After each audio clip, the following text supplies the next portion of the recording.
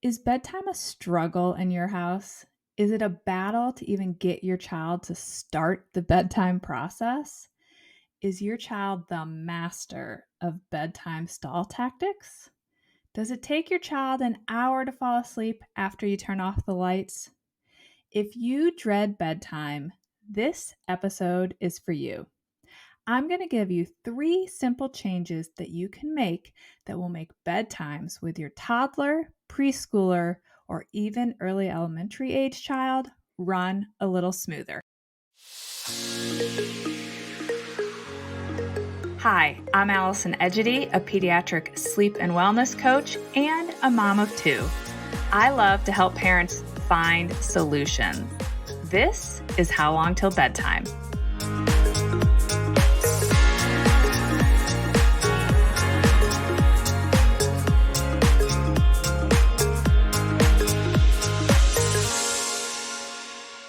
I'm going to be honest, I don't always love bedtime with my kids. I have one very spirited child who never liked bath time and at 8.5 years old now will still try to delay bedtime if given the chance. But while I don't always love putting my kids to bed, I don't dread it because I know how to keep the train on the tracks even if I have a squeaky wheel.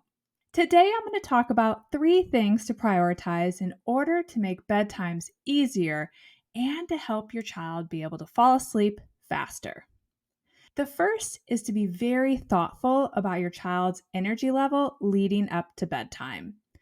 I promise you, this is often overlooked and it is incredibly important. After dinner, does your child play outside or run around? As you're getting your kids ready for bed, are they playing tag, chasing each other, running down the hallway, etc.?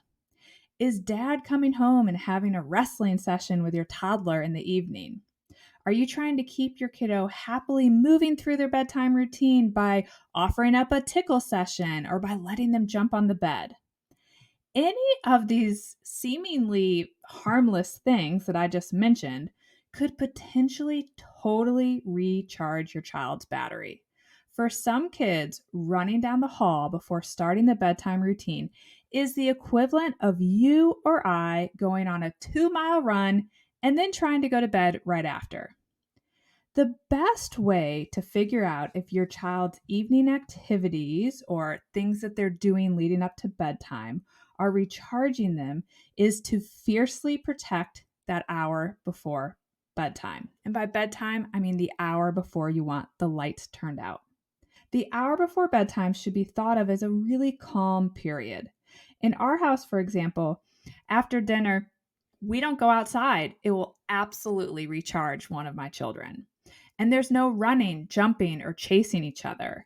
If we have extra time before we need to head up to start the bedtime routine, we'll play a low key game where everyone's sitting, like Uno. If you protect this hour leading up to bedtime and notice that your child goes through their evening routine or bedtime routine a little easier, or that they fall asleep a little faster, you will know that going forward, managing the evening is going to be just as important as planning the bedtime routine. The second focus area is screen time. Now, I know you've heard this before, but I'm going to share 2 reasons screens are a problem for many kids when it comes to sleep. The first is the more obvious that I'm sure you heard, and that's that the light from the screens can totally mess with melatonin. And when that happens, it can make it hard for your child to fall asleep, or it could actually cause night wakings throughout the night.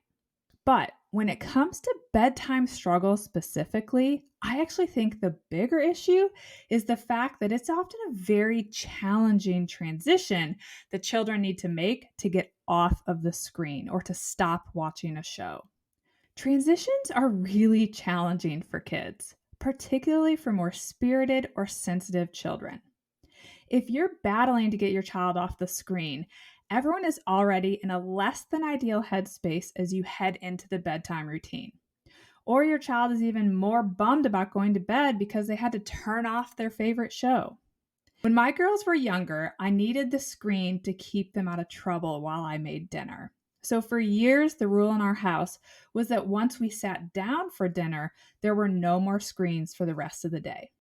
That rule set us up to have no screens 60 minutes before lights out. That way, the light from the screen wasn't messing with their ability to fall asleep or stay asleep. And maybe more importantly for one of my children, there was no transitioning away from the screen right before bedtime.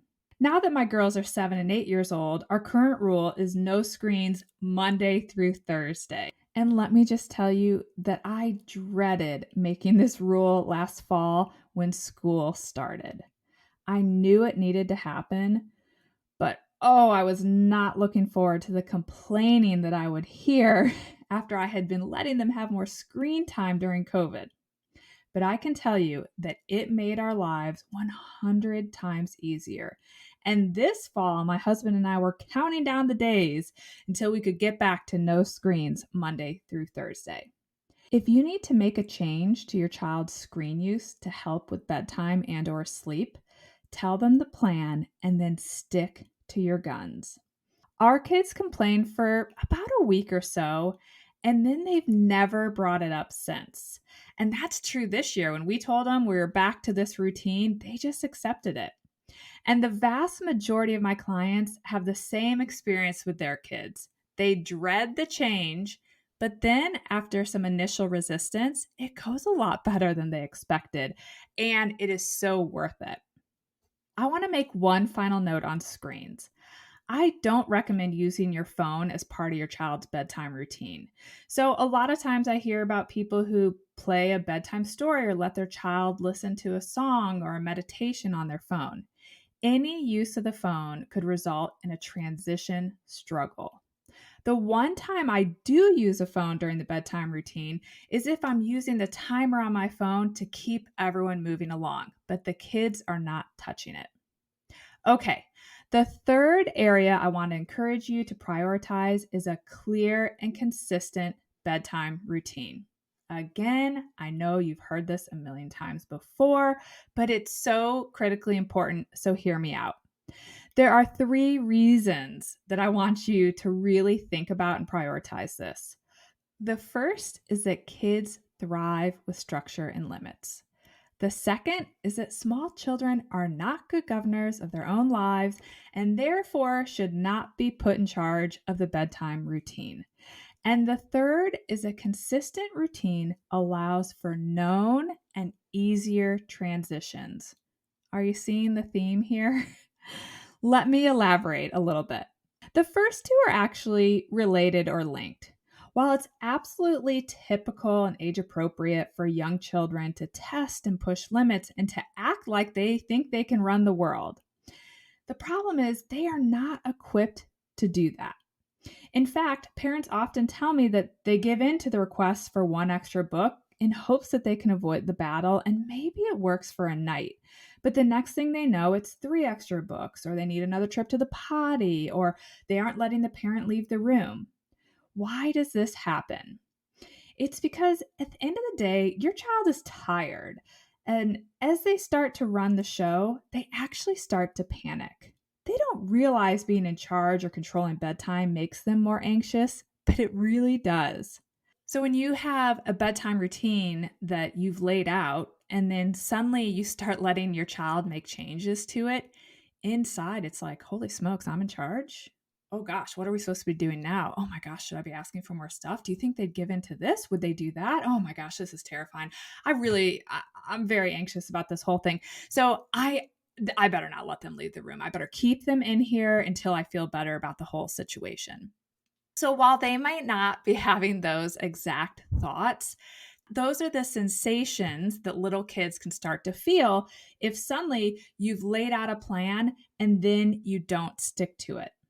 I grew up playing lots of sports, so I love a good sports analogy. When you think about the bedtime routine, I want you to approach it as a team sport. You and your child, you're on the same team, but you are the team captain. It is your job to lead the team through the bedtime routine and to hold the structure and limits for the rest of the team, i.e., your child. If your child tries to take you off course, Remind them that whatever it is that they're asking for isn't part of the bedtime routine.